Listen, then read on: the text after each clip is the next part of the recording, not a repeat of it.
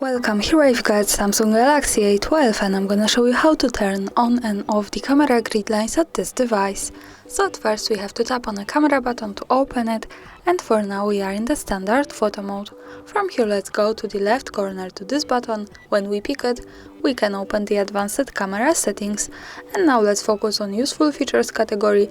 At the third position here we have grid lines option. By using this button from the right we can turn it on and turn it off as we need. For now let me keep this turned on. Let's go back to the camera, and now in the preview we can see these lines. This is useful, for example, when we want to use the rule of third in photography or making experiments with composition.